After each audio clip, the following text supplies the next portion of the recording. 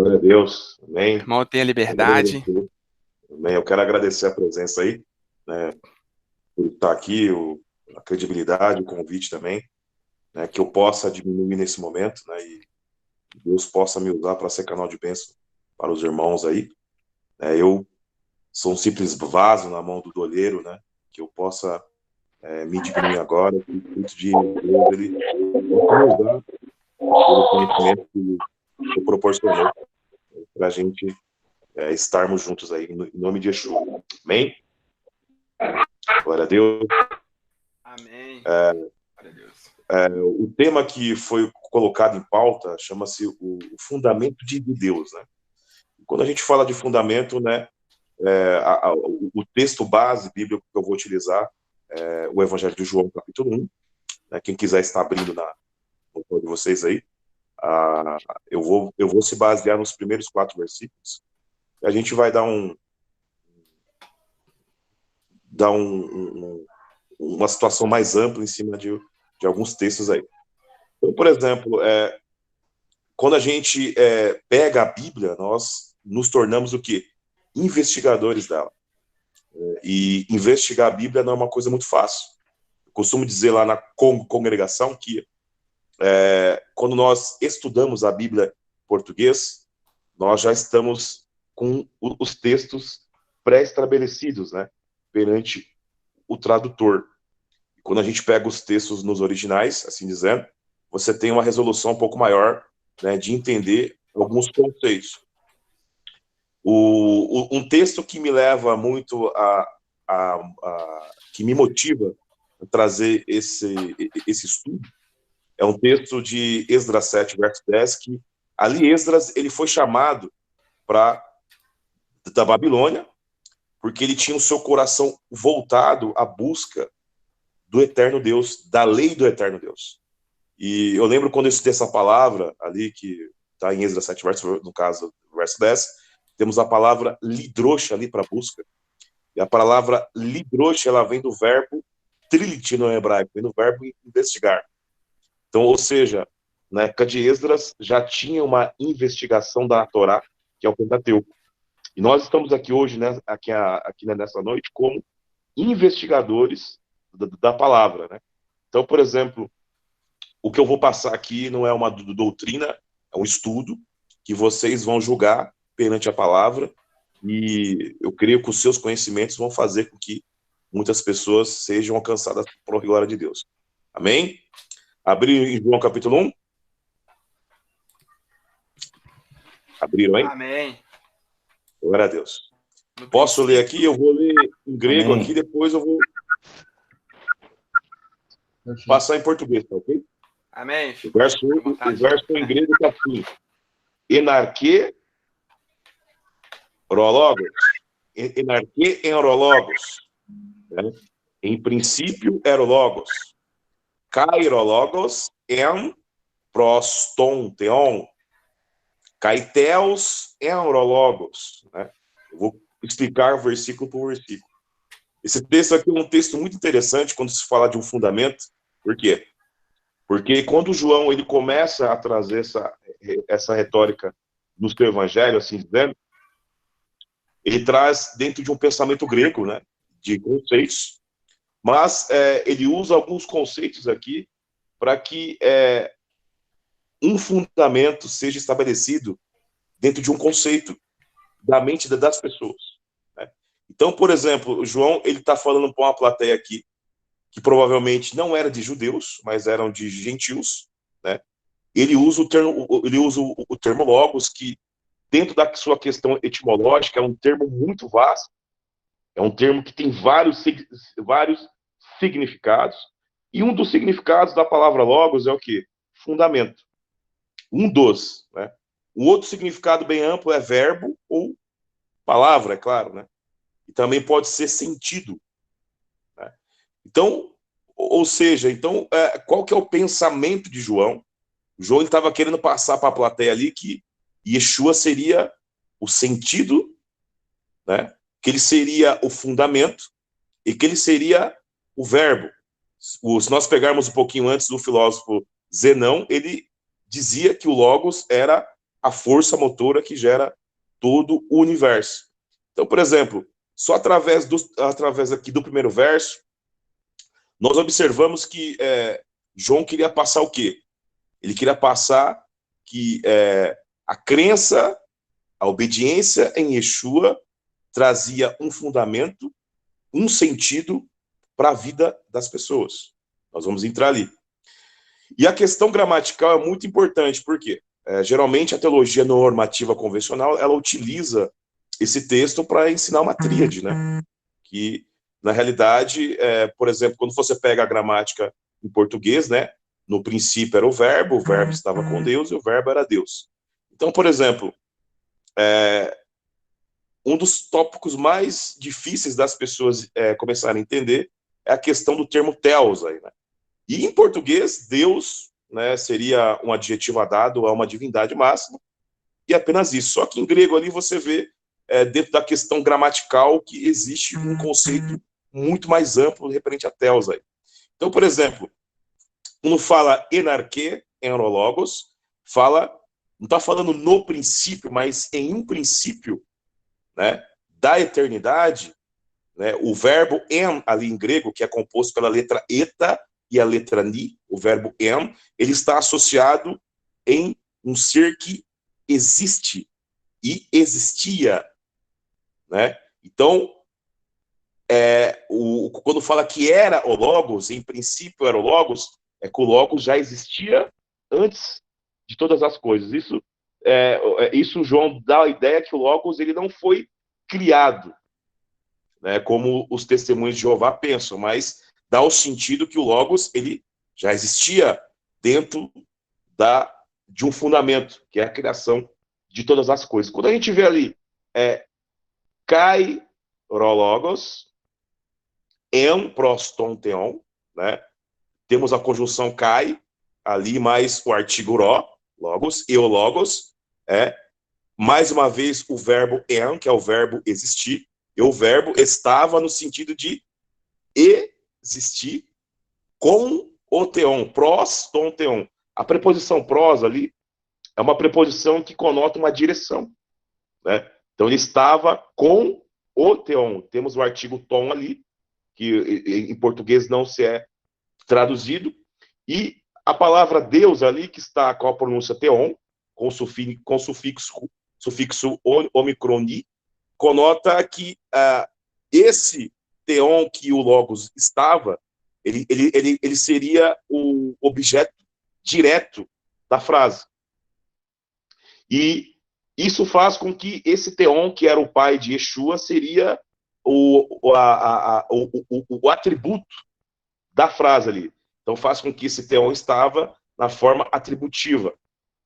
Quando a gente pega a outra metade do versículo, Caeteos en Logos, que fala que o Logos era um Theos, nós vemos que tem uma pequena diferença. Por quê? Porque a palavra Theos ali, no caso, tem a terminação omicron sigma, que seria sujeito da frase, né?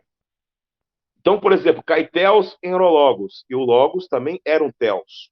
Mas quando fala que o Logos era um Theos, conota o quê? Dentro de uma forma predicativa. Quem estuda um pouquinho de gramática sabe que um predicado, né, ele é qualificado pelo objeto direto. Então, por exemplo, o que faz o logos ser um theos, né, é estar ligado ao objeto direto da frase, que seria, no caso, o pai. Né? Ou seja, e da onde que João tira esse conceito? Ele tira esse conceito de Isaías 45, porque o próprio tetragrama fala que fora dele não há Elohim. Então, por exemplo, ele utiliza dentro de um conceito já existente. É claro que quando você vai estudar a gramática instrumental do grego, você vai observar que vai existir teólogos convencionais que vão utilizar essa forma predicativa dentro de outro viés, no caso teológico. Eu vou dar um exemplo básico. Se você pega, deixa eu ver se eu lembro o nome dele aqui agora, o Coel, né, que seria um teólogo que viveu no começo do século XX, o Cowell, em 1933, ele escreveu a sua obra, né? E ele, como um grande professor de grego, né? Ele trouxe um conceito, porque quando um substantivo que está na forma predicativa antecede o verbo, né? Ele é traduzido, né? Não como, não de uma forma, não como texto indefinido, mas poderia ser traduzido também como texto definido, né? E o que vai constituir esse conceito dele seria a questão, né, do contexto. Então, por exemplo, utilizando desse pressuposto, né, de Cowell, né, muitos teólogos, inclusive muitos tradutores, traduziram da forma que está nas Bíblias aí, né? E só os teólogos mais conservadores que observaram o contexto traduziram de uma forma diferente, separando o Logos Theos e o Logos Theon, né? Que poucas Bíblias fazem isso, né? A tradução Novo Mundo, e quando você pega o do Dr. David Ster, também é colocado dentro dessa forma. Então, por exemplo, dentro de uma questão gramatical, poderia se traduzir tanto quanto de uma forma definida, como de uma forma indefinida. Mas, dentro da questão sintática do grego, né, dentro de uma questão mais conservadora, é dessa forma que está, né, na forma predicativa. E qualquer professor de grego vai falar para vocês o quê? Que ali o que qualifica o Logos como Theos ali é o Pai. Né? Isso, no caso, é um fato. E o mais importante é o quê? Que João está passando que esse Theos seria o fundamento, o sentido de toda a criação. Aquele que colocou, no caso, em ordem, tudo que existe. Então, por exemplo, ele começa de uma retórica muito importante para fundamentar o que seria esse fundamento. Quando nós observamos a questão, hoje em dia, né, das pessoas que usam a questão da psicanálise, né, você pega Freud, você pega aí o doutor, no caso, o Viktor Frankl, né, que escreveu a logoterapia, todos eles usam esse conceito de logos como sentido ou fundamento. Por quê? Quando o doutor Viktor Frankl, mesmo, eu vou dar um exemplo, que ele criou a logoterapia, que ele foi no caso, um remanescente do Holocausto, e ali ele conseguiu, tem até um livro dele que é muito bom, que chama-se O Psicólogo no Campo de Concentração. Ele observou que, em muitos aspectos, que quando a pessoa ela perde o sentido da vida, ela morre bem mais rápido, ou perde a vontade de sobreviver. Né? E, por exemplo, quais aspectos estão abrangindo, né, esses conceitos de sentido da vida? Por exemplo, aqueles que tinham a lembrança mental dos seus familiares e tinham a esperança deles de reencontrar eles e eles estarem vivos, esses superaram a desidratação, superaram a fome, superaram o cansaço, superaram os maus tratos e também superaram, né, doenças gravíssimas que levariam pessoas à morte. Um tópico muito interessante em falar de sentido, de fundamento da vida, o Dr. Viktor Frankl, ele colocou muito em pauta, que eu achei muito interessante. Ele falou o quê? Ele falou sobre uma doença, não vou lembrar o nome agora, mas era uma doença que estava, né, deixando as pessoas bastante más, e as pessoas estavam falecendo. E quando chegou uma data simbólica que era que geralmente é utilizada até nos dias de hoje como uma união da família, que seria a festa de Natal, né? Houve uma morte em massa.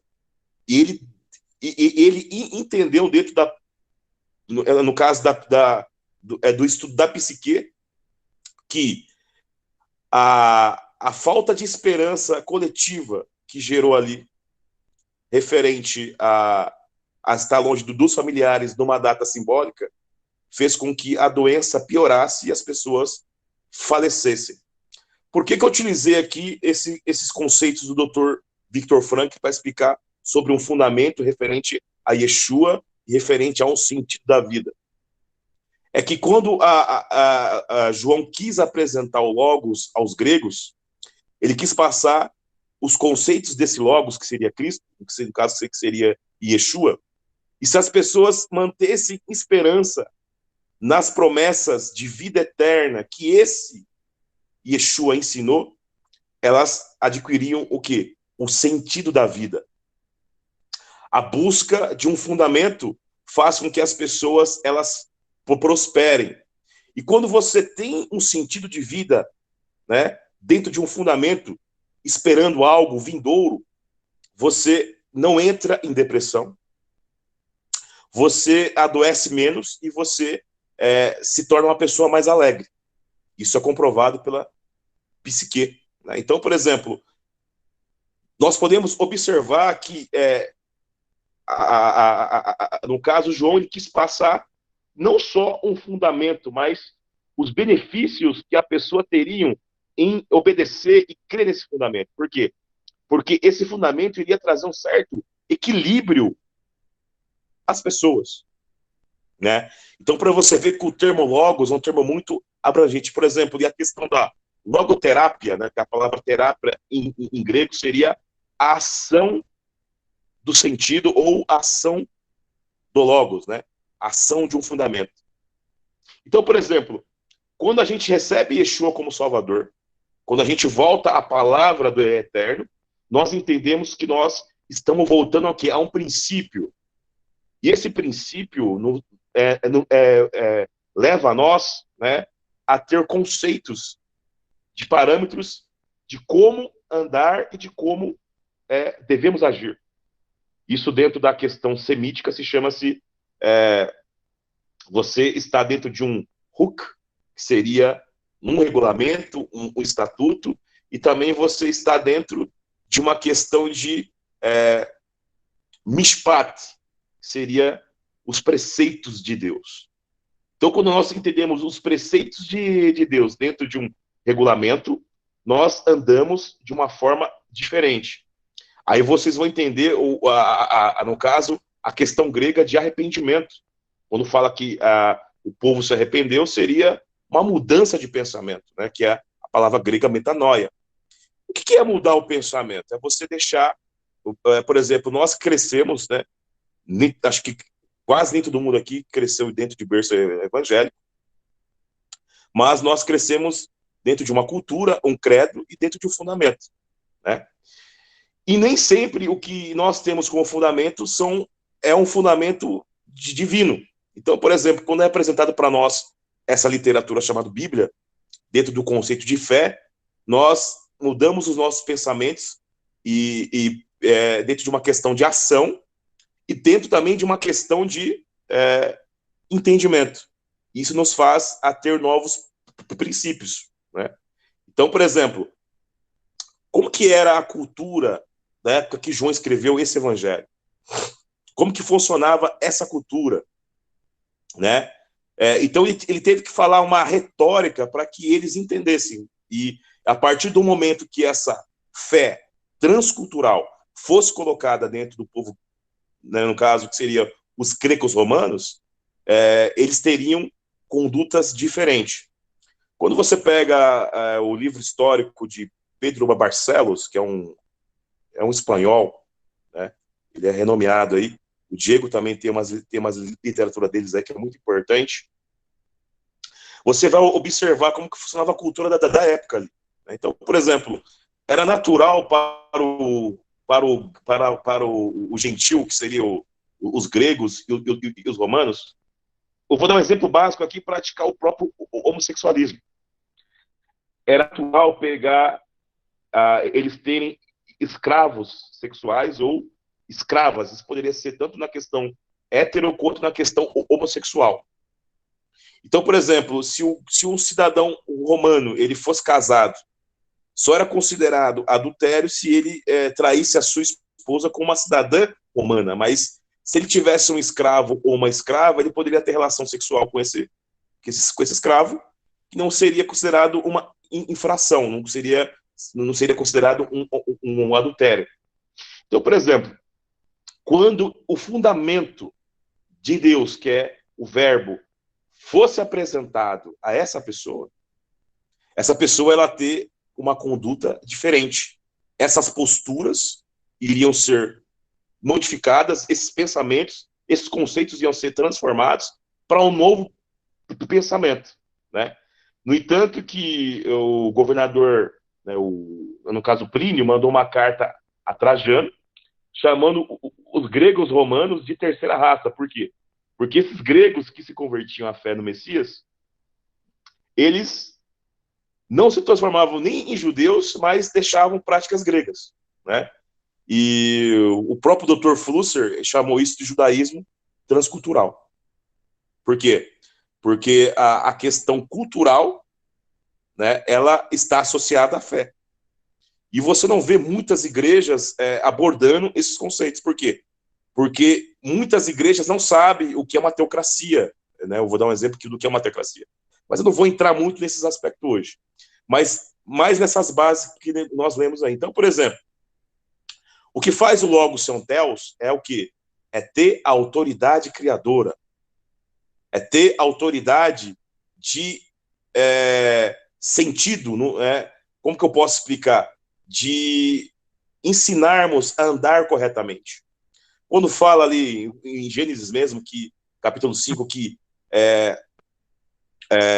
Enoque andou com Deus, tá o verbo ralar ali, que está o verbo andar, né? Esse andar está associado que ele era uma pessoa que ele andou com Deus porque ele estava fundamentado em algo, né? Que era, no caso, a palavra, que era o próprio verbo, né? O que fez ele prosperar de ser agradado por Deus, que ele foi transladado, né? Algo muito interessante é o quê? Foi dele se basear em um fundamento, e nesse fundamento ele adquiriu princípios imutáveis para que Deus se agradasse dele. E a fé no Messias Yeshua é você retornar a um princípio imutável e obedecer um chamado que foi dado, no caso, para Adão e Eva. O mais interessante é que no verso 2 aqui de João, está a palavra utos, enarque, proston, theon, né? E aqui temos aqui em grego o pronome utos, que é ele, né? O verbo em, né? Que seria estar no sentido de existir, e ele estava enarque, em princípio, com o theon. Então, por exemplo, João já começa também aqui no verso 2 falando que ele estava no princípio, ou seja, ele fez parte da criação. Qual que seria a base, né, que João poderia ter pego da Taná para fundamentar esse aspecto? Nós vemos aí a questão de Provérbios 8, né, que ali fala da sabedoria, né, que em hebraico é o Rumá, e o Rumá é algo muito interessante porque quando nós pegamos ali 1 Coríntios 1, 24, fala que Yeshua ele é o poder de Deus e a sabedoria de Deus, né? Por que ele é a sabedoria de Deus? Porque ele é o fundamento. Então, se ele é o fundamento, ele tem autoridade para ser um Theos no sentido de autoridade e no sentido de governo, né? Porque a palavra Theos, nós sabemos que a palavra Theos, ela vem de Elohim, e a palavra Elohim em hebraico pode ser tanto governante quanto autoridade. Então, quando fala que o Logos era um Theos, está afirmando que o Logos ele era um governante, ele era uma autoridade que tinha todo o fundamento do eterno para nos auxiliar e nos mostrar como que um homem perfeito deveria agir. Isso é muito importante de nós entendermos. Então, por exemplo, no verso 2 fala que ele estava no princípio, né, em um princípio de princípios, com esse Theon aí, né, que seria o pai, né, que seria o tetragrama. No verso 4 fala Pantá de altu egeneto. Eu vou ler a primeira parte aqui do verso. Pantá significa tudo. Di seria um pronome de ligação, né, que conota um intermédio. Pantá de altu egeneto. Di, né, e tudo, né, por intermédio ao tu dele, egeneto. Egeneto seria aconteceu, né? Numa forma mais prática, seria aconteceu, ou seja, tudo por intermédio desse fundamento aconteceu. E esse fundamento engloba vários aspectos da palavra, porque a palavra, ela instrui. E dentro da instrução da palavra existe o quê? Preceitos, né? E os preceitos de Deus são o quê? Mishpat. São julgamentos, juízos e sentenças. Se você entende os julgamentos de juízo e sentença desse Deus, você vai ter, você vai conhecer o quê? O emet, que em hebraico seria a verdade, né? Que é uma base muito interessante. E os preceitos de Deus dentro de um regulamento, né, nos leva a uma separação, a uma santificação. E por quê? Porque foi passado o quê? Um fundamento para nós seguirmos. Dentro de uma Torá, dentro de um ensino, dentro de uma instrução. Isso é um ponto básico muito interessante. A outra metade do versículo 3. Caicores, autu, egeneto, enrogegonen. Né? Ou seja, cai, uma conjunção, e, né? E, caicores, e, sem, né? E sem, ele, o de, nada aconteceu. Ou seja, ali ele está demonstrando que quando houve a criação, houve um intermediário. E quem aqui estiver estudando o hebraico e lembrar de Bereshit, capítulo 1, verso 1, vai lembrar no caso da preposição acusativa que existe ali. Né? Quem estuda hebraico sabe que existe a preposição acusativa e o pronome acusativo, né? Que não tem tradução nem para o grego nem para o português. Ele só acusa, ali está na função ali de acusar o objeto direto. E ali, em Gênesis 1, verso 1, está assim, Bereshit bara Elohim, et hashamai ve'et haaretz. Né? Então, por exemplo, Bereshit bara Elohim, né? Et hashamai. Então, quando fala que criou através do Aleph e o Tav, que seria, né, o princípio e o fim, que seria, no caso, Yeshua. Né? Criou os céus e a terra. Né? Então, ou seja, quando o João fala que tudo foi feito também por intermédio dele, né? E sem ele nada se fez, né? A palavra o de ali é sem, né? Em rogegoné seria fez, né? Fazer, no sentido de criar e formar. Porque ele seria um intermédio para que aquilo que Deus determinou fosse organizado. Então, por exemplo, quando João ele passa esse conceito para os gregos, é para que os gregos fossem internalizados com conceitos semíticos de fundamento que fariam com que eles se tornassem pessoas salvas. Isso é algo muito importante. E no verso 4 nós temos lá, en autu, né, e nele, e en autu zoi en, né? E nele estava, e nele a vida estava, né? A palavra existe, e no caso, no grego, existe 3 tipos de palavra para vida. Existe a palavra zoe, existe a palavra bios e a palavra psirre, que seria, psirre seria vida intelectual, bios, vida, no caso animal, e zoe seria vida espiritual, e ali está a vida espiritual.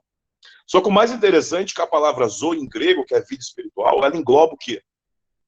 Ela engloba os outros aspectos, que zoe se você tem uma vida espiritual, né, zoe no conceito grego, você tem uma plenitude na sua psique, que seria a sua vida intelectual, e também teria uma plenitude na vida bios, que é a vida animal.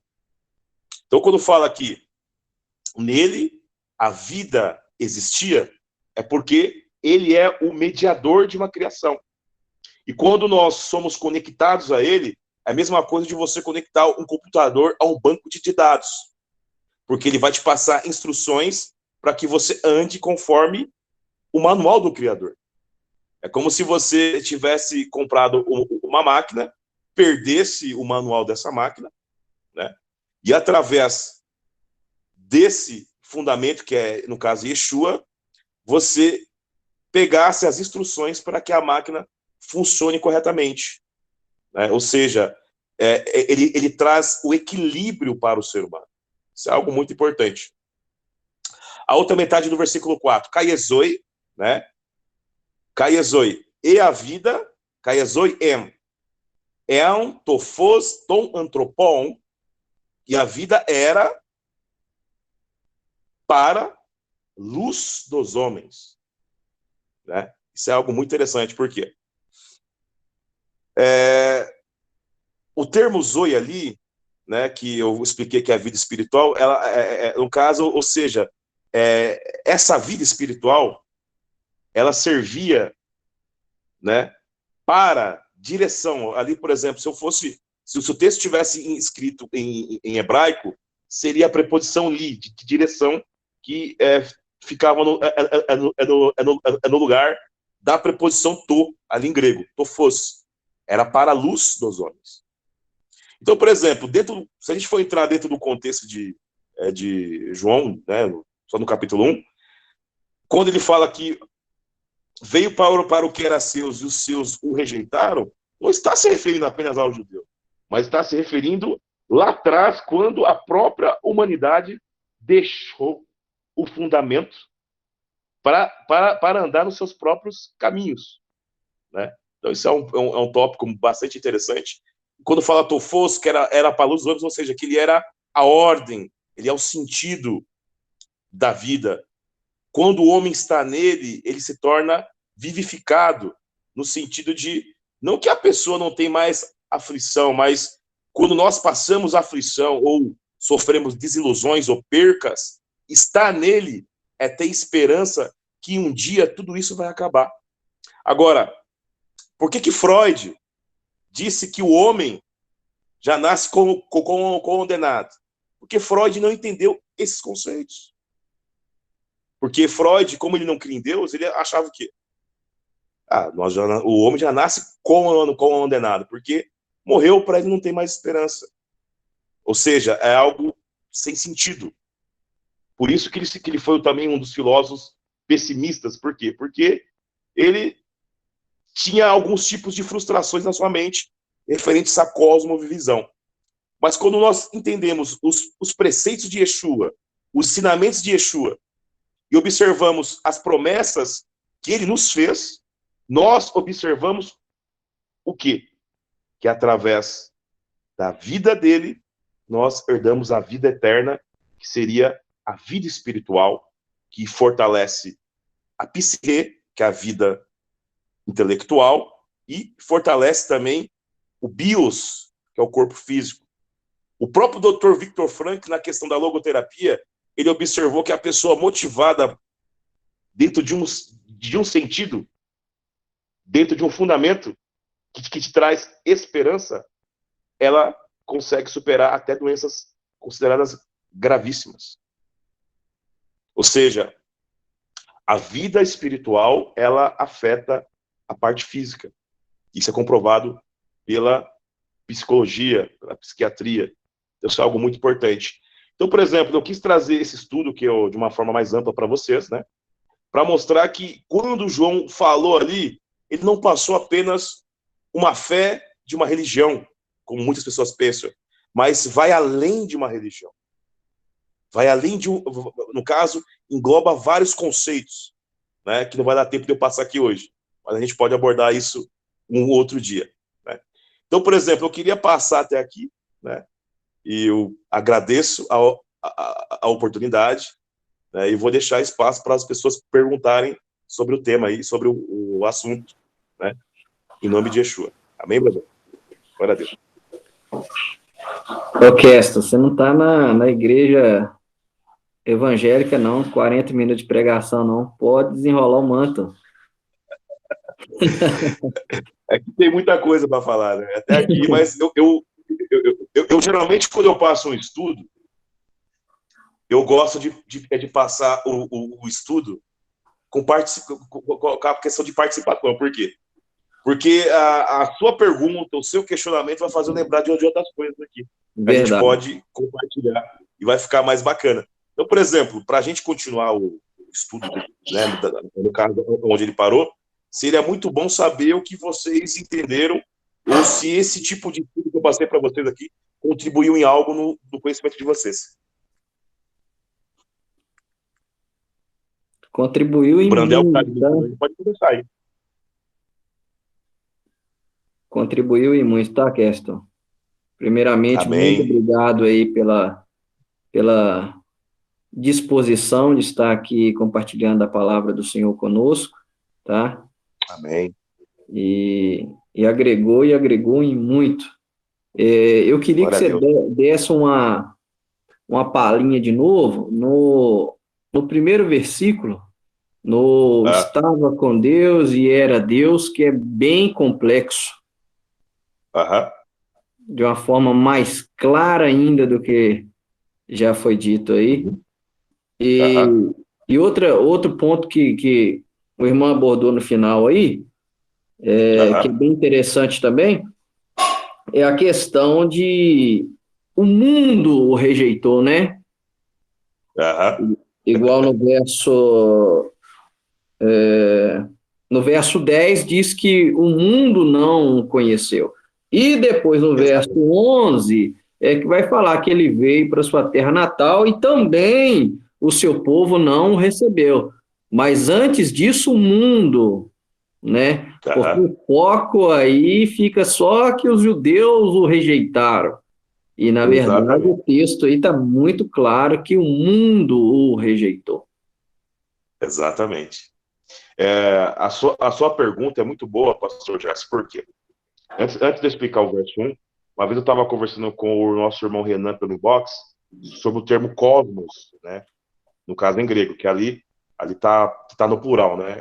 Aliás, está no singular. Cosmos. Cosmos, ele pode ser universo, pode ser mundo, né? E também pode ser concepção moral. Tá? Em grego também pode ser concepção moral. Então, quando fala que o mundo o rejeitou, dentro de uma questão mais ampla, está dizendo que a concepção moral do mundo não aceitou a moral do fundamento. Que seria o nosso banco de dados. Agora, quando que traz a questão gramatical, quando acho que você está pensando o grego também, o grego ele é uma língua muito complexa, ainda mais no caso koiné, e você vai encontrar, como eu posso explicar isso para você de uma forma simples? Você vai encontrar o termo grego aristor, né? Aristor significa anomalias gramaticais. Então, por exemplo, ali no verso 1 existe uma anomalia gramatical, no sentido de está faltando um artigo para definir o telos. Né? Então, por exemplo, como falta um artigo para definir o telos ali, né? Então é considerado um artigo indefinido. Né? No caso, é considerado que ali o termo kaitelos, em Eurologos ali, se torna na forma predicativa, né? Cujo termo telos é qualificado pelo pai. Então, ou seja, para dar um entendimento mais amplo para você. Ou seja, se você manda o seu filho aqui para São Paulo te representar, né? O que faz o seu filho ser um pastor é a autoridade que você deu sobre a vida dele. Entendeu? Boa. Então, ou seja, na sua ausência, seu filho está pastoreando aqui. Mas na sua presença, ele não é pastor. Então, por exemplo, toda autoridade para governar aqui em São Paulo, para legislar, para ensinar, vem de você. É nesse sentido. Então, por exemplo, os próprios testemunhos de Jeová na Bíblia Tradução Novo Mundo, eles entenderam isso. E no caso, colocaram que o Logos era um Deus. Mas quando fala que ele era um Deus, é no sentido de um governante, de uma autoridade. Se você pega a tradução no caso, israelita, traduziu que o Logos era uma divindade, que seria, na minha humilde opinião, a tradução mais correta. Por quê? Como está na forma qualitativa, né? A forma qualitativa do predicado, o que qualifica o Theos como Logos é estar ligado ao Pai. Então, quando se traduz que o Logos era divino, né? Está conotando que a divindade dele vem de estar ligado ao Pai. Né? Eu consegui explicar para você? Responder a pergunta? Perfeito, Keston. Perfeito. Ficou muito mais claro agora. Agora eu acredito que não tem quem não tenha entendido. Muito bom. O pastor Gerson, só avisando que dentro da gramática do grego existe divergências teológicas em cima disso. Como eu falei do Cowell, né? O Cowell ele desenvolveu em 1993, né? Dentro da questão da questão de diacrônica, né? Um novo entendimento gramatical para esses conceitos. Por quê? Dentro de João 1, verso 1, não tem problema nenhum você interpretar da forma que eu interpretei. Mas, dependendo do contexto, você vai ter que traduzir para o português como não de uma forma indefinida, mas vai ter que traduzir como uma forma definida. Por quê? Porque senão não vai dar sentido à frase em português. Então, por exemplo, a gramática de Cowell, né, nesse sentido, ela é boa para corrigir, no caso, anomalias gramaticais que existem no texto bíblico. Mas os teólogos usam esses conceitos para puxar a sardinha para uma tríade, né, que é complicado. Né? O próprio doutor Daniel Wallace chama isso de falácia descritiva. Por que ele fala de falácia descritiva? Porque ele é de uma linhagem mais conservadora. Só que ele não condena 100% Cowell. Por quê? Porque ele sabe que a gramática de Cowell, né, não está abordando que é para você fazer isso de uma forma constante. No entanto, que lá na gramática de Daniel Wallace, na página 30, ele fala da seguinte forma: você interpretar constantemente algo indefinido como definido na tradução é a mesma coisa que falar que toda vez que tem nuvem no céu, vai chover. Nossa. Ou seja, qual o sentido que ele deu? Você pode usar essa questão gramatical, mas existe um contexto para você fazer isso. Entendeu? Muito bom. Essa seria a resposta que eu daria para... Geralmente, esses dias eu fiz um debate com um pastor amigo meu que é teólogo, e eu conversei com ele sobre isso. Ele usou a gramática no caso de Cowell, né? Para dar ênfase a entendimento teológico dele. Eu falei, os maiores gramáticos, o maior crítico textual da atualidade, que é Daniel Wallace, ele pensa diferente, e mostrei para ele. Por quê? Porque o pessoal usa esses conceitos. Então, por exemplo, se você for abordar esse estudo que eu te falei aqui, vão ter teólogos que vão querer explicar diferente. Entendeu? Sim. Muito bom. Deixar o pessoal agora. Tá bom. Ô, Keston, no caso aí, vamos lá, eu vou dar uma de reformado aqui agora. Como que você explicaria a questão da consubstanciação, se eu estivesse me baseando nesse texto aí? Muito bom. O próprio Tertuliano, ele utilizou, no caso, a Trindade consubstancialista, né? Que ele, no caso, ele cria na questão de ter a divindade superior, que seria o Pai, o Filho o segundo e o Espírito o terceiro. Ele cria dessa forma. Eu acho bacana crer na consubstância, porque eu não sou contra a consubstância, né? O grande problema de se crer dessa forma é você interpretar isso dentro de uma tríade. Por quê? Porque se foi dado para Yeshua todo o poder para legislar, a essência de Deus está nele, porque nele está toda a plenitude da divindade. Então, por exemplo, na questão de consubstanciação, dessa forma que eu estou te passando, eu não vejo problema nenhum. Mas quando engloba uma tríade, já vai entrar em outras questões, por exemplo, na questão de se entender que o Espírito do Santo, né, é uma terceira pessoa, porque você sabe muito bem que depois de Isaías, houve uma evolução linguística nos textos bíblicos, né? No entanto, que espírito de, eu vou falar Jeová aqui para você entender, no caso, entender melhor. O termo Espírito de Jeová se transformou em Espírito Santo para não se pronunciar o nome de Deus, né? E isso influenciou na literatura bíblica. Então, por exemplo, o camarada vai ver lá, Reino dos Céus. Ele não vai saber que é um circuloque. Ele vê lá, Casa da Santidade. Ele não vai entender que é um circuloque. Ele vai entender que, né? Então, quando fala Espírito Santo, né? Agnatos Theo, ou, né? No caso, em grego, né? Eu falei errado. No caso, não é Agnatos Theo, que Agnatos Theo significa Deus desconhecido. O termo ali em grego é pneumatos agio, né? Que dependendo do contexto, você pode traduzir como Espírito Santo ou Espírito do Santo. Mas mesmo se você traduz como Espírito Santo, não é uma terceira pessoa, seria um circuloque do nome do Pai, né? Para não se falar a pronúncia do tetragrama. Então eu explicaria dessa forma aí, entendeu, meu irmão? Não sei se eu consegui responder. Entendi.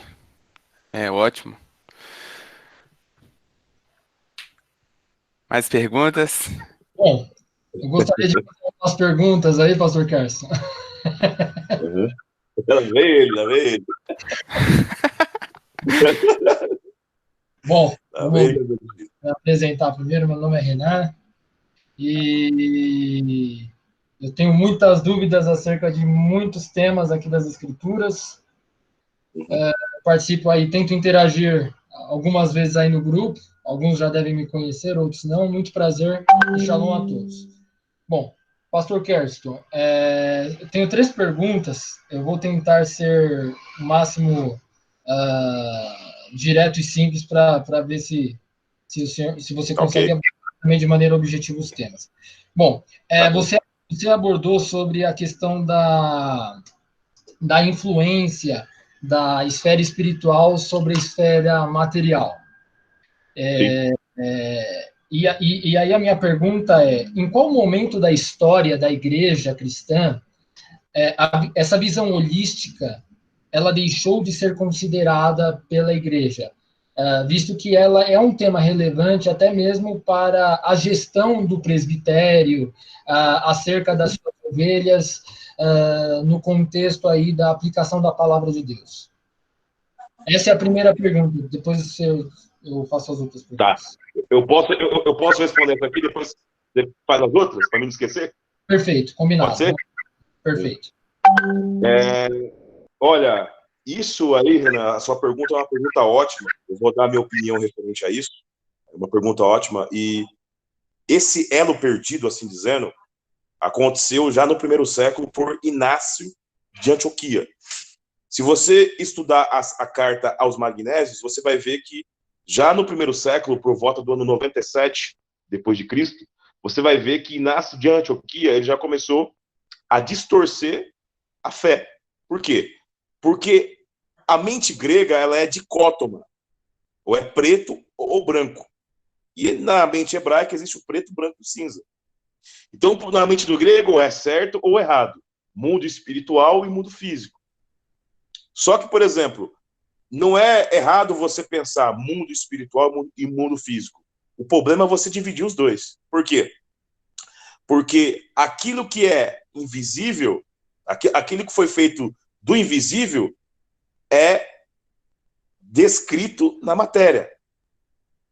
Então, aquilo que não se vê, como diz o autor de Hebreus, tá? Ele é expresso dentro da matéria. Então, ou seja, a perca desses conceitos fizeram com que a igreja fosse alavancada fora desses princípios. Porque você, acho que você mesmo, acho que esses anos de evangelho que você tem, você sabe que o espiritual ele influencia no físico. Você sabe quando uma pessoa ela está com o seu intelectual abalado, vai refletir. Por exemplo, eu já cuidei de algumas pessoas na igreja que tinham problemas de depressão gravíssima, que fazia que saísse manchas na pele dessa pessoa. E quando essa pessoa ela foi motivada em Yeshua e recebeu a fé em Yeshua e começou a se alegrar em Yeshua, aquelas manchas sumiram. Então, ou seja, é algo espiritual que reflete no patológico, né?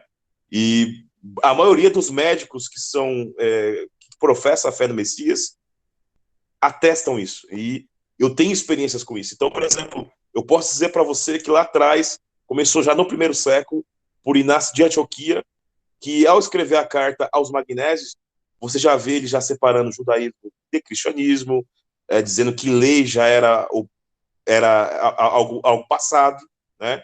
Sendo que se você aceita a fé em Cristo, que é o fundamento, você vai ter que ter um parâmetro de ensino, que é a Torá, para você internalizar esses conceitos dentro de você, né?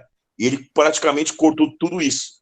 E você vê dentro da questão histórica da igreja, que a gente pode qualquer dia até abordar aqui um assunto Muito sobre bom. isso. Vamos querer sim, tá? Deixa eu interromper. E a gente vai ver os pontos de desvio, né?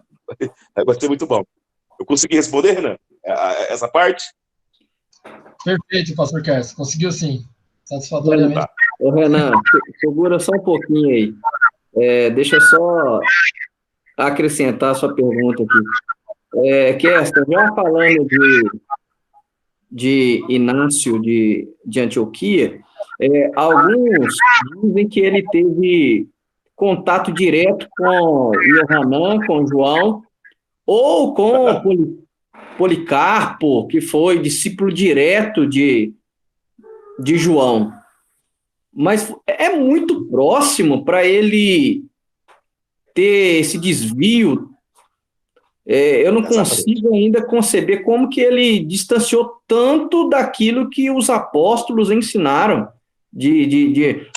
Foi muito de repente, assim, foi muito, muito novo.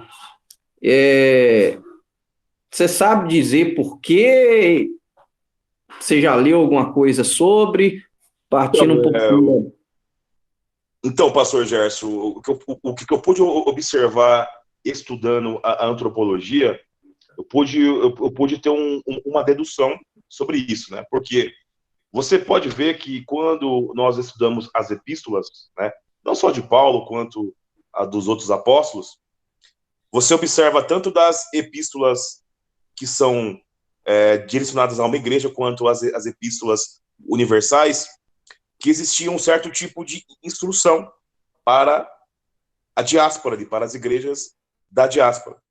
E você pode observar que quando as distorções começaram a ganhar uma certa turbinada, aconteceu depois da destruição do templo, que foi no ano 70, né? E essa carta de Inácio foi escrita no ano 97, entre o ano 91 ao 97. Então, por exemplo, já fazia alguns anos, né, que tinha sido, tinha perdido esse contato, né? Então, por exemplo, quando a gente perde contato com a seiva, o que vai prevalecer é o nosso pensamento fundamentado na nossa cultura a qual nós somos criados. Por exemplo, eu creio que você, como pastor, sempre foi usado pelo Deus de Israel. Mas quando você teve contato com a seiva, que seria o povo judeu, de uma forma interpretativa mais ampla e mais contextualizada, você pode perceber que os seus fundamentos, eles deram uma alavancada, né? E você mudou os seus conceitos. Eu vou falar uma frase, que é uma frase não é minha, no caso é do Mateus. Tem algumas coisas que eu já escrevi, numa página que eu tenho, só que eu não apaguei eu deixo lá para as pessoas terem as suas conclusões, há 5 anos atrás, que se fosse hoje, eu não escreveria aquilo. Por quê? Porque o nível de conhecimento que Deus alavancou fez eu ver que ali está incompleto, faltam alguns detalhes.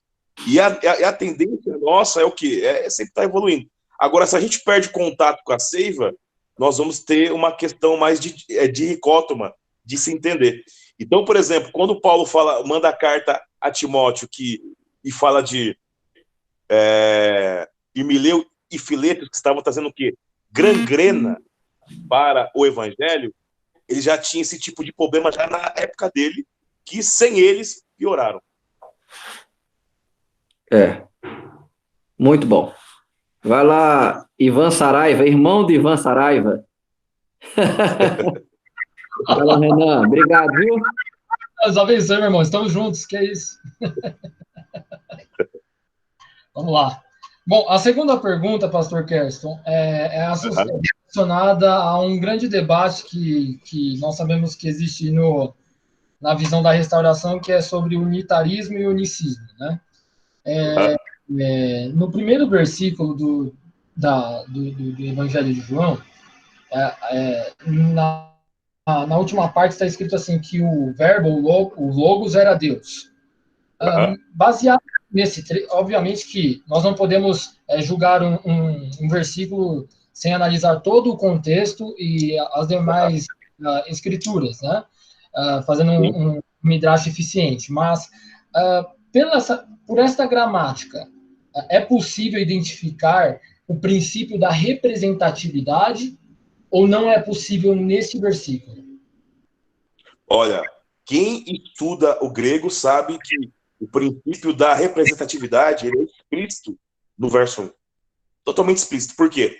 Porque, por exemplo, quando você for estudar o grego, você vai observar na questão de sufixo. Sufixos são as palavras que terminam o substantivo. Quando é teon, quando, no caso, que termina com o sufixo omicroni, teon, né? Teon, né? Teon. Sempre está no objeto direto. E quando termina com theos, está sempre no sujeito. Então, ou seja, como ali o logos está theos e não theon, ele é sujeito que está sendo qualificado como theos através do objeto direto, que é o theon. Então, dentro de no caso, dentro da questão predicativa, o que qualifica ele a ser um theos é o theon. Então, isso está explícito a representatividade. E apesar de estar escrito em grego, existe um hebraísmo aí que está em concordância com a questão, né, da antiga aliança, quando fala que, no caso, em Êxodo 7:1, quando fala que o próprio Deus, que no caso que Deus fala para Moisés que ele seria um Elohim, tá? Seria a mesma questão de concordância de entendimento, né? Que Moisés seria o Elohim porque ele estava representando a palavra, né? E ali, quando fala que a palavra é Theos, porque a palavra representa a própria mente arquitetora que é o Pai. Então tá bem explícito, entendeu? Só que o grande problema é o quê, Renan? Quando você estuda o período intertestamentário, você vai observar que 5% da população era de alfabetizados e 95% de analfabetos. Quando você estuda sobre a questão histórica dos copistas, 90% deles eram semi-analfabetos, que repassaram o texto adiante. Então, por exemplo, como que o camarada, e nós cremos através do pergaminho Ben Sira, que os originais do Novo Testamento eram em hebraico. Então, como que o cara ia traduzir ou repassar de uma forma mais ampla sendo um semi-analfabeto? Ele teria dificuldade de entendimento. E se você estudar sobre a questão antropológica do Concílio de Nicéia, você vai ver que a maioria ali de teólogos eram semi-analfabetos de entendimento. Por isso que criaram essas loucuras todas aí. Consegui responder? Maravilha, ótimo. E a terceira e última pergunta, já vou liberar para os demais colegas aí também fazerem. Você abordou sobre a influência do Daniel Wallace e da sua autoridade na área da crítica textual. O professor doutor Robert Cialdini, ele é um psicólogo social, ele é bem respeitado no âmbito do tema da persuasão. E a gente percebe que existe ele até aborda isso no livro dele, Armas da Persuasão, que uma das formas de mostrar uma autoridade, de você influenciar uma pessoa é pelo seu título, ou até mesmo pelo cargo que você possui. Isso é uma das formas. O doutor Daniel Wallace, se eu não me engano, ele é batista, não é? Se eu não me engano. Ele é se eu me falo a memória, ele é o Batista do Sul. Isso. E se eu não me engano, ele professa a visão da Trindade também. Mediante ao peso, né, a influência que ele possui e a sua autoridade na área de crítica textual, esta visão dele como crítico textual, baseada nessa análise que nós fazemos de alguns textos, ela é negligenciada muitas das vezes, ou é porque realmente a gramática grega ela pode nos proporcionar uma outra visão realmente da teologia acerca da Trindade, do unicismo, do unitarismo? Não sei se ficou clara a minha pergunta. Ficou. Ficou claro e, assim, foi uma excelente pergunta, como sempre. Uma excelente pergunta. Por quê? Assim, apesar de Daniel Wallace ser um trinitariano, todo crítico textual, ele estuda a Bíblia de uma forma neutra. Por exemplo, se você pega o Dr. Wilson Parowski, que é um adventista, ele vai falar sobre a crítica textual de uma forma neutra. Se você pega o próprio Dr. O Rodrigo Pereira da Silva também, na questão crítica textual, ele vai explicar para você de uma forma neutra. E eu aprendi, como estudante de crítica textual, a ler a Bíblia de uma forma neutra. Por quê? Quando você passa uma aula, por exemplo, eu poderia aqui passar para você, do verso 1, eu poderia passar o que eu creio. Mas eu citei a literatura de Cowell, que faz com que, no caso, que é uma literatura que encontrou uma brecha na questão gramatical para que se traduzisse de uma forma definida. Tá? Então, por exemplo, eu passei as duas vertentes para que você estude, pense e você analise. Por quê? Quando você for analisar, você vai ver que a vertente que tem mais sentido é a vertente, dentro do contexto, a vertente quando você traduz dentro de uma forma indefinida e não definida, por causa do texto estar na forma predicativa, entendeu? Então, por exemplo, o próprio Daniel Wallace, ele dá esse entendimento no seu livro.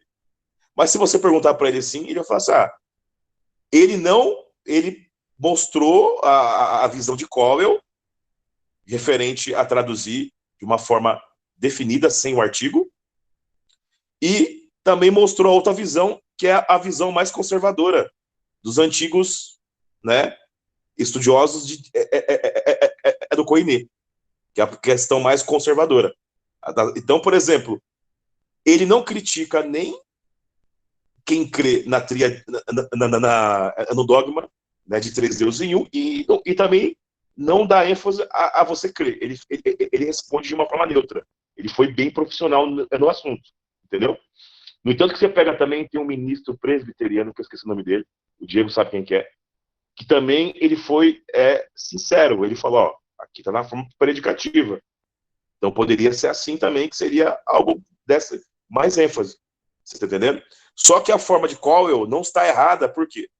Porque dependendo do contexto, das anomalias gramaticais que você vê no grego, você vai ter que usar a gramática de Cowell para traduzir sem artigo para uma forma definida, como se você tivesse artigo, para que o texto faça sentido, entendeu?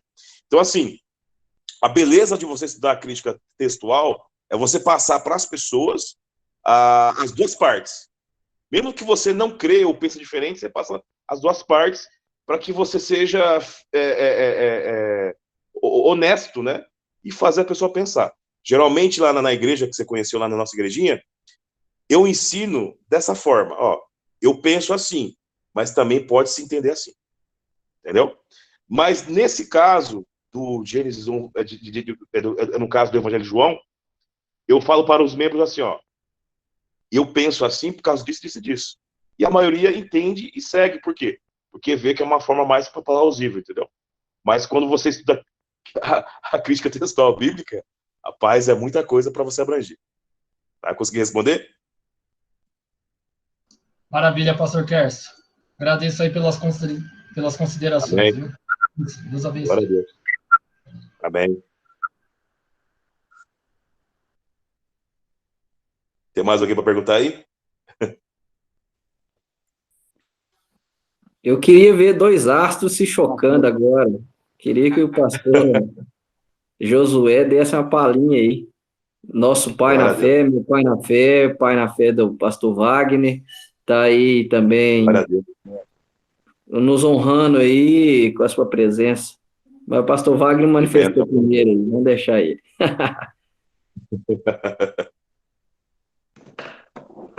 Pastor Testa, Amém. Shalom, meu irmão. Graça e paz. falou a todos aí, graças a Deus. A questão do Logos foi empregado, então, de acordo com a definição de Zenan, por João, a questão da força motora que rege o universo? Olha, é assim. A palavra logos, se você pega o dicionário de língua internacional, ela existe, ela abrange um conceito muito longo, muito, vai muito mais. Ela tem vários significados, né? Mas na época que o Evangelho foi escrito, o logos ele era visto em sua grande maioria como a força motora que rege o universo. Mas também ela pode ser fundamento, ela pode ser sentido, ela pode ser verbo, entendeu? Então, por exemplo, é uma palavra que tem um significado muito amplo. Então, por exemplo, quando o João ele teve essa retórica, ele queria ele queria ele queria fazer o quê? Ele queria fazer com que a fé dele fosse transcultural. Por quê? Muitas pessoas, pastor Wagner, acham que se converter a Deus em Cristo naquela época era igual hoje. E não era. Naquela época, se converter a Deus era você mudar a sua cultura. Porque se você é um romano e você crê no panteão de deuses que você cria, quando você deixava aquele panteão de deuses para servir um outro Deus, você herdava conceitos culturais daquele Deus que você iria seguir, né? Por isso que a fé da Bíblia é uma fé teocrática, né? Que seria Deus como governante passando através de estatuto, né?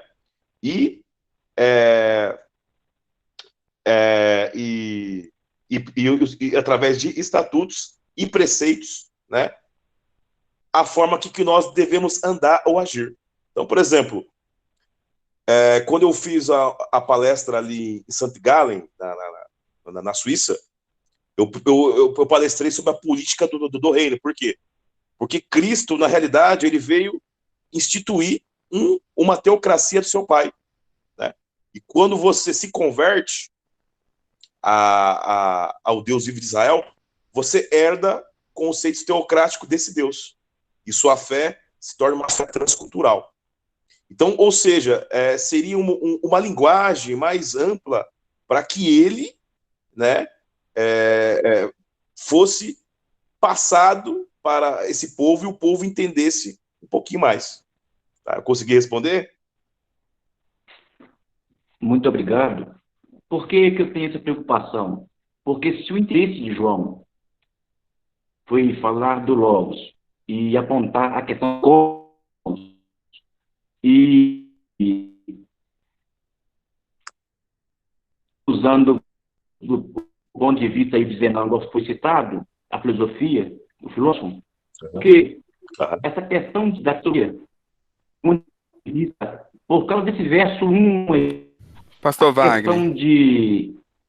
Pastor Wagner, tá cortando bastante o seu áudio aí. Você pode repetir a pergunta, por favor?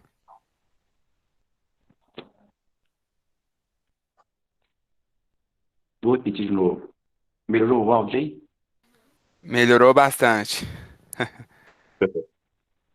É a minha internet, a posição que eu estou aqui. Voltando, a questão do Logos e do Cosmos, a visão de João de passar, né, para esse público e um judaísmo transcultural. Ok.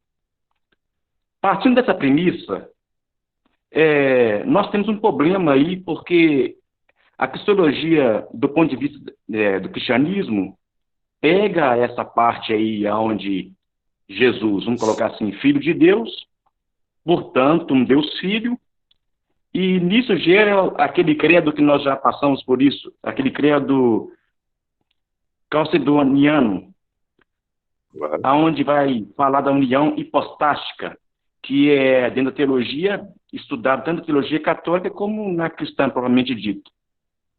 Mas não era essa a visão de João.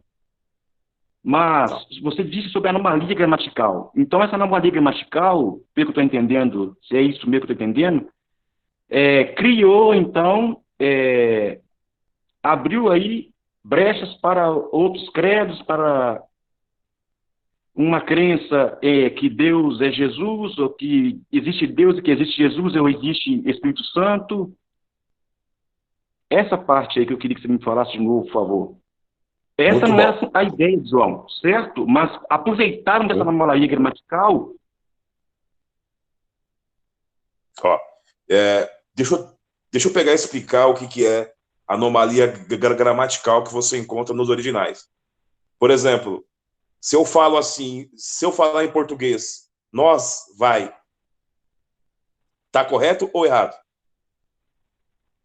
Repete de novo. Se eu falar em português, nós vai, tá certo ou errado? Aí é forte. Erradíssimo, né? Fica difícil, né? Então, isso é um tipo de anomalia gramatical que você vai encontrar no grego. E o outro tipo de anomalia gramatical que você vai encontrar é o quê? Em alguns textos, a falta do artigo. Só que, por exemplo, na questão de Gênesis 1, verso 1, a falta do artigo não faz com que se torne uma anomalia de uma forma plena, assim como as pessoas falam. Por quê? Porque essa anomalia, assim dizendo, qualifica Jesus, Yeshua, como Deus no sentido de representatividade do Pai. Só que, por exemplo, vai ter alguns contextos que você vai ter que adotar a questão de traduzir com o artigo, como se tivesse o artigo. Você está entendendo? O grande problema é o quê? Quando você se depara com uma pessoa que já foi criado com um conceito trinitarista, que é um conceito tardio, que surgiu praticamente 200, 300 anos depois dos apóstolos, né? Quando você lidar com essa pessoa, ela vai usar essa brecha gramatical para fundamentar a tese dela. Estava conversando até com o Diego hoje, né? Existe, por exemplo, se você conversar com um pastor que é professor de grego, que é da teologia convencional, ele vai ensinar para você da forma que ele crê, e não vai passar a outras vertentes. E, no entanto, acontece, por exemplo, a gente faz parte de outro grupo, onde tem um pastor lá que ele é professor de grego. Eu não sou professor de grego, eu sou estudante do grego. Mas eu já consigo dominar um pouquinho a questão gramatical. Então, por exemplo, se ele for ensinar isso para você, ele vai passar da forma que ele crê, utilizando a gramática de Caldwell. Mas quando você pega o BibleWorks, o Logos, e você vê as outras possibilidades gramaticais, você vai ver que o fundamento mais correto está nesse que eu te passei. E os outros mais contextuado pela crítica, é mais, como eu posso dizer, ele é mais contextuado, né? Existe uma contestação pela crítica referente pelo menos a esse texto de João 1, verso 1. Por quê? Porque você colocar a gramática de Cowell aí, né, é você trazer tendência para o que você crê. Entendeu? Fechou. Consegui entender. Muito obrigado. É difícil, né? O grego é muito complexo. Entendeu? Mas nesse ponto aí tem um. Né? Agora, por exemplo, na questão de conversão, de você passar uma fé transcultural, se você vê o apóstolo Paulo, o que ele mais usou no Novo Testamento, nas suas epístolas, são filosofias, no caso, gregas. Né? Por exemplo, você pega 1 Coríntios 15, ele fala assim: as más conversações corrompem os bons costumes. É uma poesia de, se não me engano, é de... Como chama ele? Acho que eu não sei se é Aratus ou é de Menandro, tá? Eu não vou lembrar agora. É um dos dois. Então, ele usa algumas, no caso, retóricas gregas, por quê? Porque a plateia a qual ele está falando, no caso, é grega. É a mesma coisa de você for numa favela, numa periferia, no caso, pegar e evangelizar. E aí, mano, Jesus te ama e tem um projeto na tua vida. Vai falar uma retórica que a pessoa entenda, né? Se você for conversar com uma pessoa mais culta, você vai falar uma retórica que a pessoa entenda. Então, o apóstolo Paulo, ele foi especialista nisso. Correto. Muito obrigado.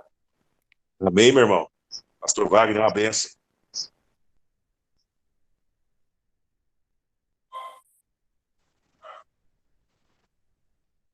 Se tiver mais alguma pergunta aí?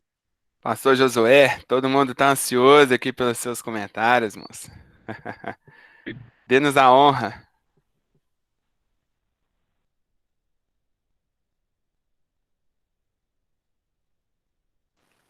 Tira o mudo. Tá mudo aí, Josué.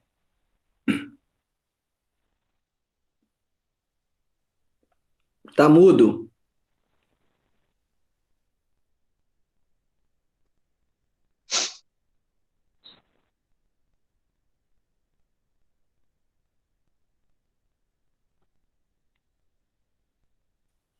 Ih, rapaz. Tá.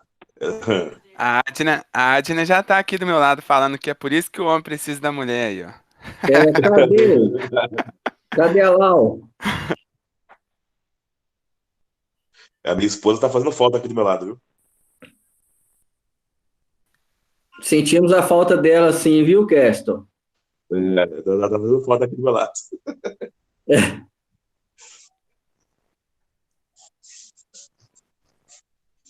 Pastor Kessler. Oi. Vou aproveitar enquanto ele está tentando tirar consertar o áudio dele lá. Ô, Lau, tira o mundo aí, Lau. A situação, os messiânicos e os nazarenos. Tem um Há uma símbolozinho divergência. Tem um símbolozinho de um fone. Você consegue ligar o áudio aí?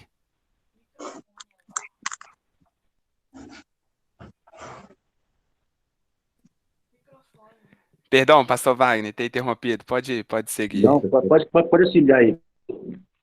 É necessário dar lá.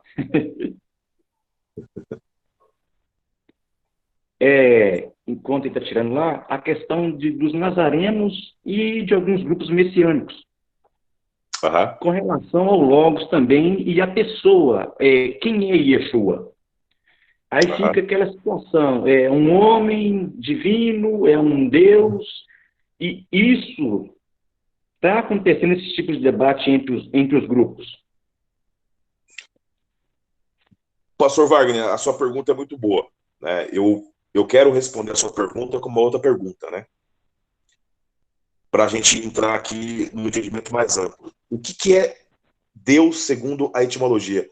Qual o significado da palavra Deus segundo a etimologia? No caso, é uma pergunta que, através da sua resposta, eu vou concluir.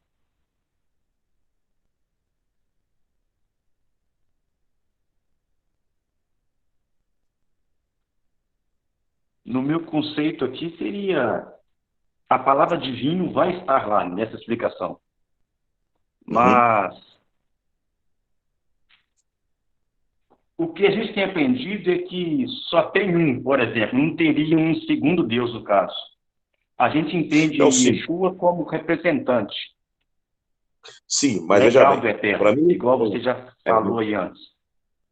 Mas veja bem, para mim responder isso para você de uma forma mais plena, eu preciso saber o que você entende dentro da etimologia do hebraico, o que é a palavra Deus. Qual o significado etimológico da palavra Deus?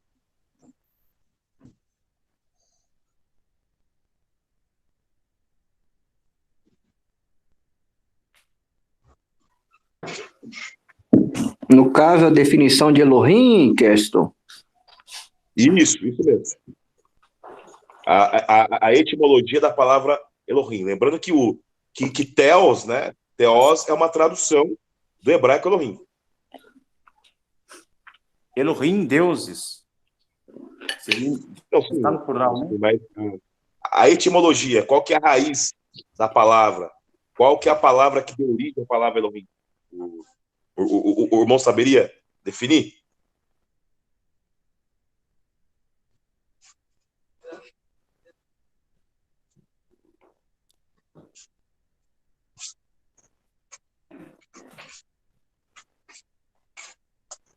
A pergunta é para o pastor Wagner, mas pode ser para todos eles aí. A minha varoa, ela aqui, ó. Agora ela chegou aqui do meu lado. Aqui, ó. Shalom. Shalom, irmã. Shalom. Shalom. Agora o texto está completo. Eu vim escutar, não sei nada. Vim escutar um pouquinho. Aprender, né? Um pouco. Esse aí conhece, hein? Toda vez que abre a boca é aula. Nada, eu tô aprendendo ainda, tem muita coisa para aprender. Alguém sabe responder, dentro da etimologia, o que é Deus na Bíblia hebraica?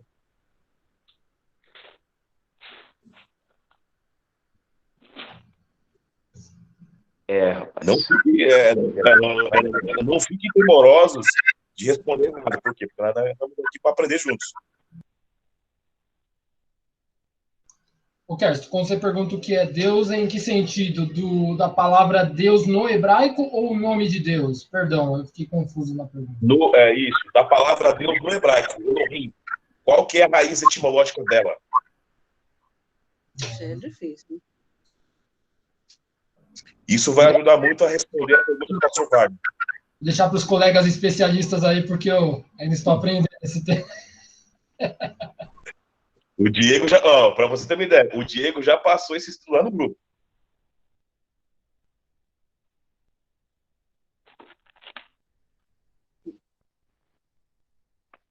É difícil, hein? Nada, eu não sabia. O povo faltou essa aula aí. Aula. Eu vou dar uma abrida na mente.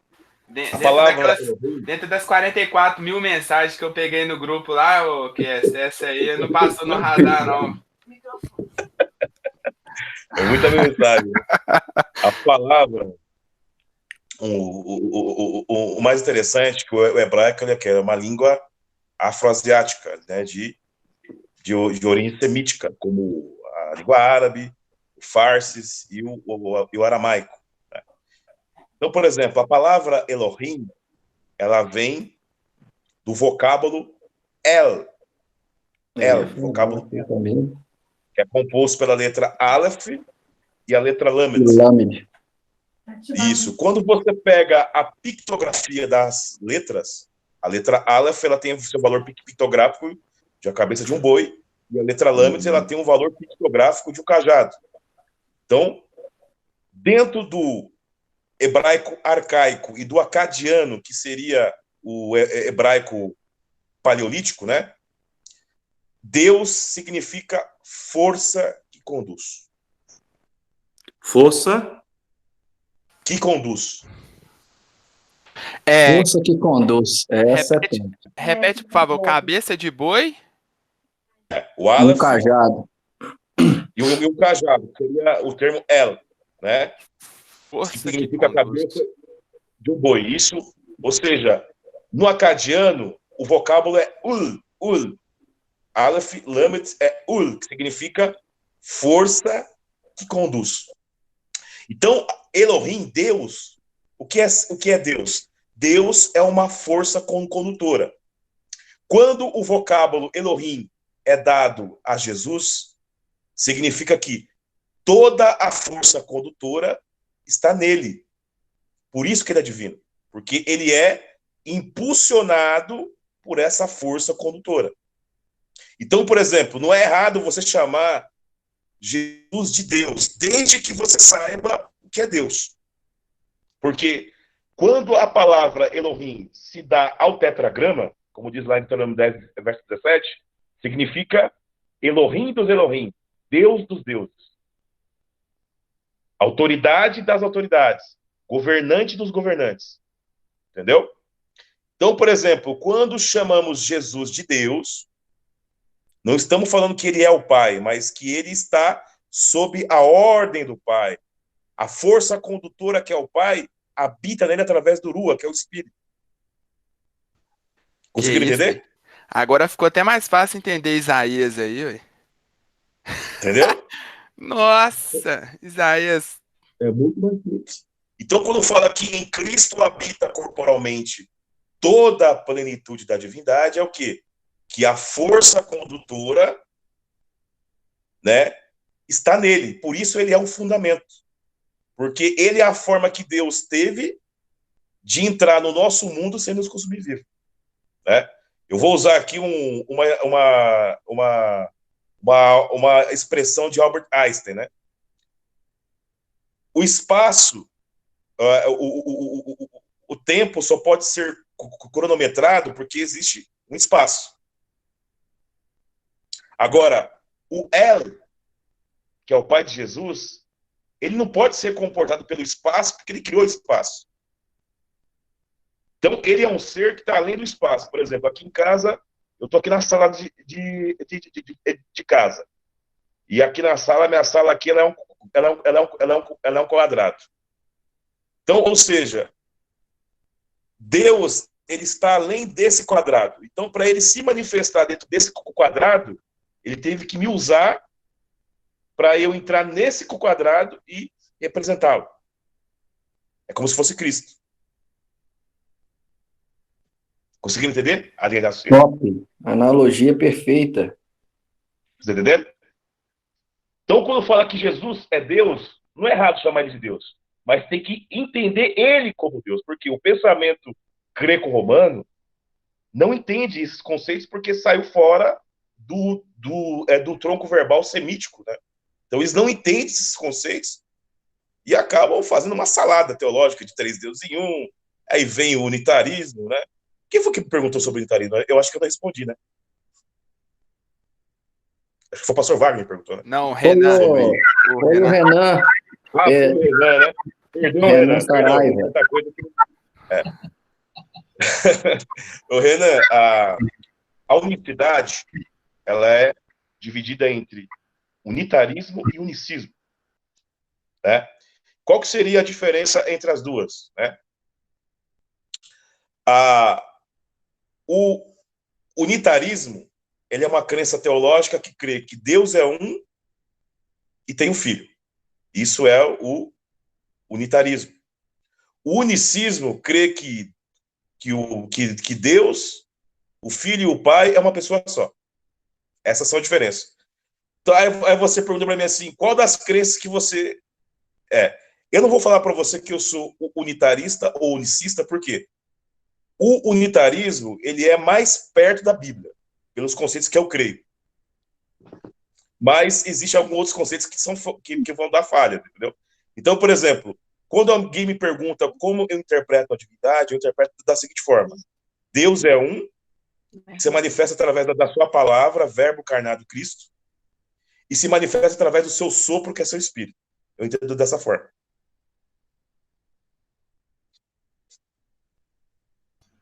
Então, quando nós abordamos isso, fica muito fácil. Então, por exemplo, você pode perguntar para qualquer pastor. Teve um grupo que eu e o Diego participamos aí, ficamos 3 dias perguntando para os caras o que é Deus. Aí o cara começava, Deus, ele é amor. Não, eu falei dentro da questão etimológica, o que é Deus? E nenhum deles soube responder, e a maioria eram teólogos. Quando nós explicamos a raiz do que é Deus e mostramos, a mente deles abriram. Por quê? Porque existe uma questão etimológica de significado. Deus é uma força condutora. E se ele se manifesta através de um homem, toda a força condutora está naquele homem que está o representando. Então, por exemplo, quando Isaías foi circuncidado na sua boca ali, a boca dele era a boca do próprio Deus. Que ali a palavra de Deus estava ali. A diferença é que Yeshua seria a própria essência dessa força condutora encarnada, em uma proporção que tabernacularia entre nós, sem nos consumir vivo.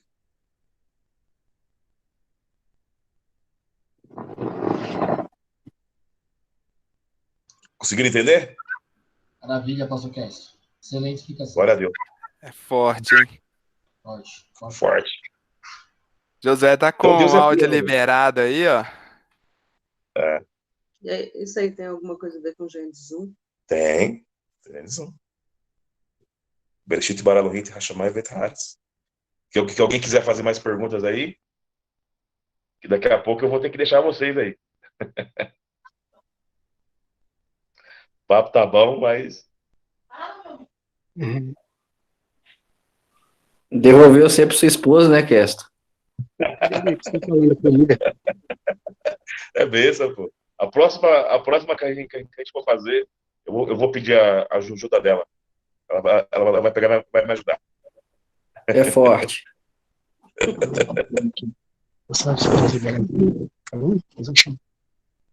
Mais alguma pergunta?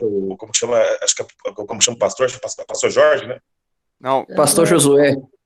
A Josué. Pastor Yehoshua.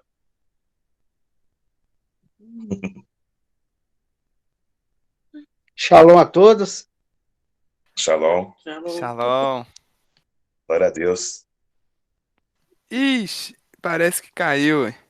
Shalom. Caiu dele. Ixi. Eu acho que não é nem o áudio dele, deve ser a internet dele que não tá muito boa, né? Não, era o áudio mesmo que tava bloqueado. Mas agora, sei lá. Eu antes de entrar, eu tava funcionando aqui no aplicativo, né? E eu vi como que funciona o áudio, o vídeo, falei, se der algum problema, eu já aperto aqui. Vamos ver se ele entra de novo aí para ele fazer as considerações finais. A gente. Enquanto ele não entrar, as esposas aí que estudam, que é a esposa do pastor Wagner, que estuda hebraico, também ela pode contribuir também. Ah, com certeza. Essa aí é discípula do Zandona, do Flusser. Essa aí tem bala na agulha. Eu percebi. Só tem broto aqui. Só tem fera aí. Ela não quis responder sobre etimologia para não deixar o esposo com vergonha.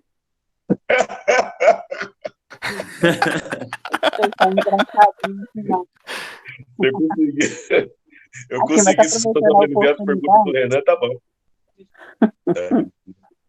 Aproveitando a oportunidade, dentro desse termo Elohim, que a gente vê que se refere tanto ao próprio Deus, né, quanto a divindades, no sentido de autoridade, eu vejo, assim, um grande perigo da gente que não conhece a diferença, né, da aplicação desse mesmo termo Elohim para a gente, com relação ao monoteísmo, né, porque se você mesmo já comentou aí, né, quando você não conhece, aí você tem a tendência a tratar tudo ali como Deus, no seu sentido como a gente crê, o Criador, né? Quando, na verdade, ele pode estar se referindo a autoridades, né? A juízes e tal. Muito bom. Como que você vê isso no caso? Até que ponto, né? A gente tem que ter cautela mesmo, né? Para não ferir o monoteísmo bíblico. Muito bom, Cristina. Excelente pergunta. Eu achei muito interessante a sua pergunta, porque nós vemos no primeiro século, né, lá em João capítulo 10, do verso 30 ao 35, ali Jesus fala assim: eu e o Pai somos um. Aí você vê que ali os fariseus pegam as pedras para apedrejá-lo, né? E ali, né, aí Cristo fala assim, mas eu tenho, o próprio Cristo fala assim, mas eu tenho feito obras boas e vocês querem me apedrejar?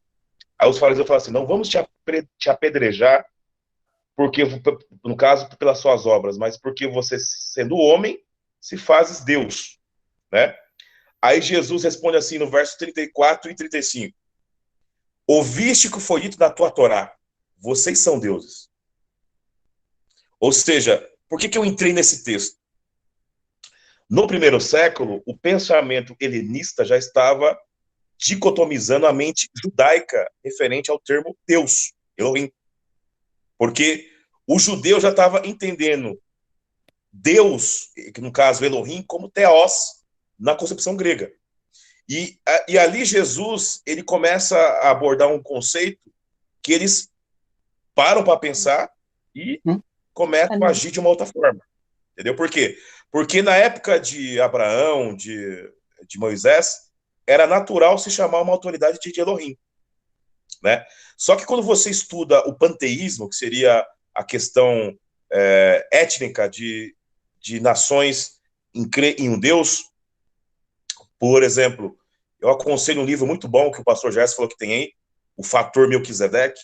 Se você estudar aquele livro, você vai ver que o autor do livro ele fez um estudo mais de 180 etnias, né? E essas mais de 180 etnias, elas criam um Deus remoto, que é um Deus criador, que não se interfere nos afazeres dos homens. Quando você pega a história do Antigo Egito, sobre o Deus Aspe, ele seria, que é o bezerro de ouro, ele seria o Deus intermediário ao Deus criador. Porque eles criam que o Deus criador, ele não se interferia nos afazeres dos homens, né? Então, isso deu origem a deuses intermediários. Então, por exemplo, a crença da humanidade sempre foi em um Deus. No entanto, que você vai pegar alguns historiadores que vão falar para você que o politeísmo antecede o monoteísmo. E isso é uma falácia, porque arqueologicamente você encontra tanto vertentes politeístas e vertentes monoteístas, né? Então, ou seja, essa crença em um intermediário não é uma coisa criada pelas nações, mas seria um elo perdido da forma que o Deus criador se manifestava entre os seres humanos, né?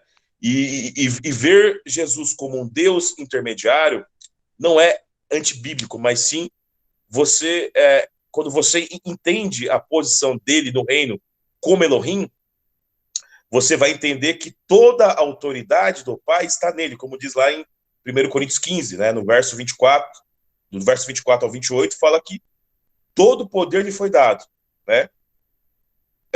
Inclusive no verso 27 fala assim, todas as coisas foram sujeitas a Jesus.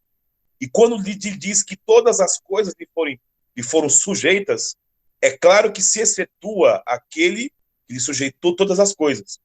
E quando todas as coisas lhe estiverem sujeitas, ele devolveria o reino ao Pai. Então, por exemplo, a representatividade, você vê de Gênesis a Apocalipse. O grande problema é o quê? Que o pensamento grego dicotomizou isso, né? E nós vemos já no primeiro século, dentro da questão antropológica, que o próprio judaísmo, que já estava bastante helenizado, também tinha dificuldade de entender já o que é Elohim no seu contexto hebreu, mas já estava querendo entender Elohim como no seu contexto helenista. E ao lembrar da Torá, eles não apedrejaram Cristo, porque se eles não tivessem lembrado que eles seriam o Elohim, que representariam uma nação sacerdotal para o mundo, como Cristo veio representar, eles teriam pegado e apegado Cristo e apedrejado nele. Consegui responder? Amém. Sim, obrigada. Glória a Deus. Top Tá demais. ouvindo nós agora? Tá ouvindo a gente Sim. agora? Amém. Shalom, shalom, Shalom. saudade. Shalom. Vou deixar meu marido falar um pouquinho. Glória a Deus. Posso falar? Sim, pode falar. Pode falar. Shalom a todos.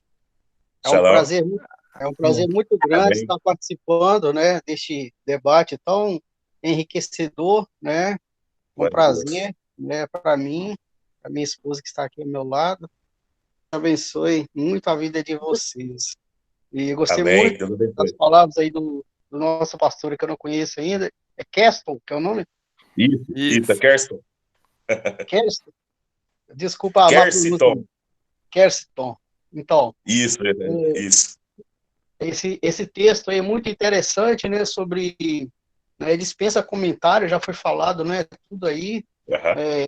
A meu ver, a minha simples opinião é que esse capítulo, o versículo 1 aí de João 1 Uhum. e o versículo 1, para mim é um midrash do Bereshit lá, como já foi falado, é uma coisa muito interessante, né, e que quebra a cabeça do mundo inteiro, né, na verdade, a gente vê que Moshe teve o poder de síntese fora do comum, com uma frase só ele matou todo mundo, aí botou cientista, teólogo, todo mundo para estudar, para rachar tudo, né, e o apóstolo João, né, como primo dele, parente, irmão dele, fez a mesma coisa, né, e ele botou isso aí para os gregos pensarem, não é assim não, né? Esse negócio de politeísmo, se logos seus aí é meio complicado, mas ele, ao meu ver, ele fez até uma ironiazinha com logos, né? Que a gente vê que o filho de Alexandria já trabalhava com esse conceito do logos, né?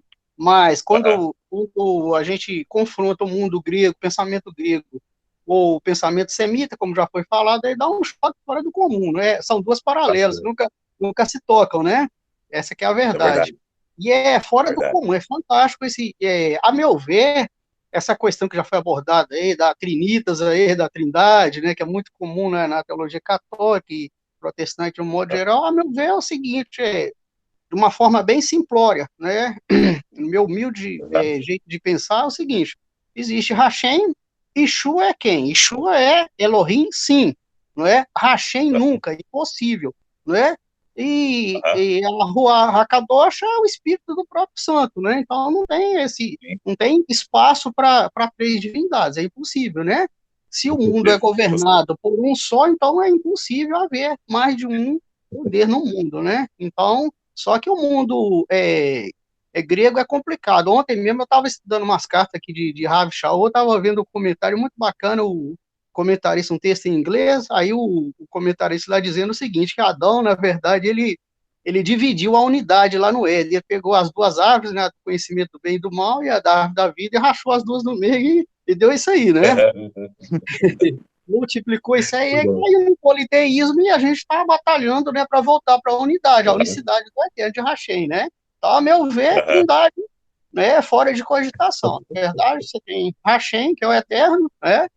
E aí, no texto grego, aí, você tem a preposição, o professor já falou muito bem, você tem a preposição, se eu não estiver enganado, não estou com o texto, que é a preposição pros, né, que você pode traduzir como de frente para, ou em frente para, né?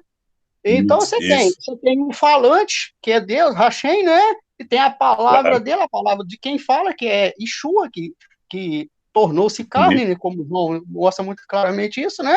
E você tem o espírito do próprio Hashem, né? Para fazer a gente entender isso, né? Então uma forma bem simplória isso aí, muito, muito interessante, né? E o resto, como dizia Rilé, o resto são explicações, comentários, né? Essa que é a verdade, né?